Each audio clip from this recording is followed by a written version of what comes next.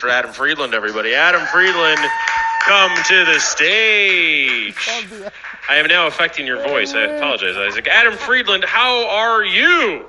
Good. I moved to New York a month and a half ago, and I know I'd come on the show when I was in DC. I came on the show, did a lot of hijinks, did a lot of bits, characters. I just wanted to follow up. I have a lot of fans out there that listen to your show. I know. I just want to let them know how living in New York has been so far. How's it been? It's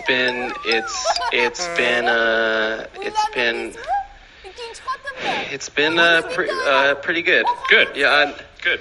It's actually been nothing that I expected it to be. Really? Yeah. What are some of the surprises? Well, I used to do a stand-up when I was in DC, and I thought I was going to move here for stand-up. You're not doing stand-up? Not at this juncture. Really? Yeah. What are you doing?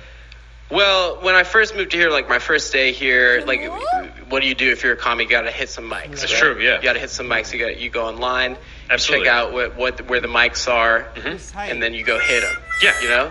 Totally. And so I went on a website. I saw there was a mic going on at Times Square at Potbelly Sandwiches in Times Square. You gotta start somewhere? You gotta Start start at somewhere. Potbelly's. And so it's New York City. There's celebrities everywhere. So every performance counts because you could have a celebrity, you could have a superstar in the audience, Of course. And it just so happened that at Potbelly's that day, The first day in New York, doing the open mic at Potbelly's. in the audience, Ryan Seacrest, Really? Steven Spielberg, Star of American Idol, Ryan Seacrest. Director of Schindler's List, Steven Spielberg. Together at Potbelly's. Harvey Weinstein. Harvey Weinstein.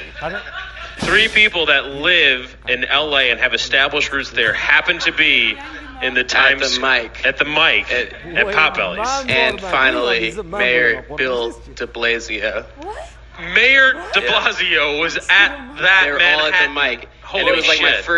my first show here. I was like, I gotta crush it. I gotta really kill it. Yeah, These yeah. people can make me. Okay, they can make me Politically, to a star. musically, film, television, everything. all of that. And so I was like, I gotta really bring it. Yeah. And so the one cool thing about mics in New York is like they're like, really, you can just have as much time as you want. That's great. Yeah. So It's good to explore They're like, the you could do 20. Yeah, they're totally. like, it's New York. Like, not that many people are trying to do stand up. So they're like, yeah, just explore the space, explore the stage of Potbelly's Sandwiches, and really go for it. So I just did all my classics. I did all my classic bits. So, I did my classic, the thing about prison, my classic prison bit, where I was like, how are you going to have sex in a bathroom? You know that joke? Classic Friedland. Which is like a really classic punch, and it really kills most of the time. And in DC, these things were really working for me. But in New York, I wasn't getting the response that I thought I'd get. I did my classic 9/11 joke, and it really just, you could hear a pin drop in the room. I did my classic 420 joke, and people started booing me. Really? And then after my classic 69 joke, do you want to tell it or no? my classic 69 joke? Yeah. I feel like we should revisit the classics. Yeah, so Go on a greatest hits before you got to play the hits. yeah.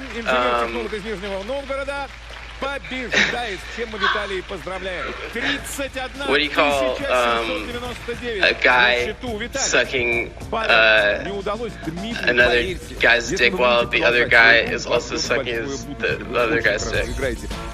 A 69, because it looks like the number 69 with the mouths and the Classic Friedland. joke. Classic Friedland. You call it a 69, and I thought that was like a I thought that was a really smart joke. It involves math, it involves numerals, and I thought that was really gonna crush. But the Sandman came out.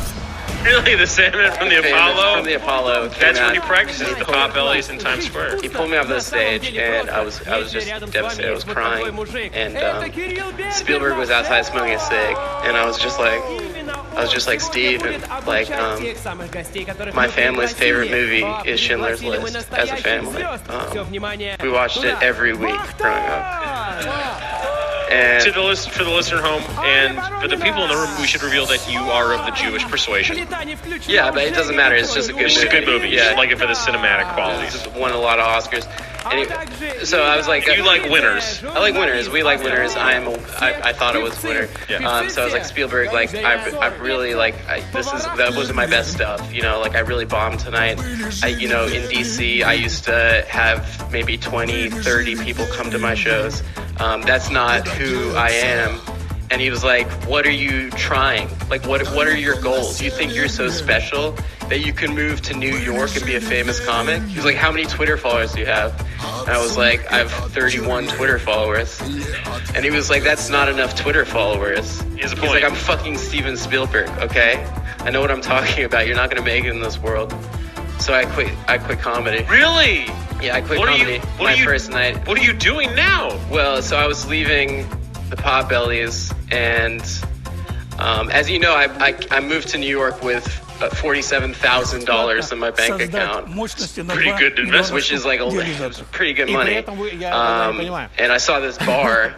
I saw the bar from the movie Coyote Ugly, but the real Coyote Ugly in New York. New York has a Coyote Ugly. Did you guys know this? I did not know that, actually. So I went to the Coyote Ugly, and it was a dream of mine to be there, you know, and to just be around the coyotes, and which are the ladies that are they the coyotes? They're the coyotes. Where is that? Okay. The customers are ugly. The ugly customers and the coyotes. I met the coyotes, and I just felt so at home. And I spent $13,000 that night at the Coyote Ugly. One night. Wow, that's a lot of money at Coyote Ugly. So the next day I woke up and I was like, well, stand-up's dead. Yeah. I spent all this money. My parents aren't speaking to me right now. Well, why would they? Because I'm a failure. That's true. And so I decided that maybe I can try something else. I was walking down the street and I met this guy, Stanley Dong, and he really changed my life. His name is Stanley Dong. Yeah, why are you like, everyone knows the Vietnamese David Geffen, right? No, I did not, actually. I thought he told me.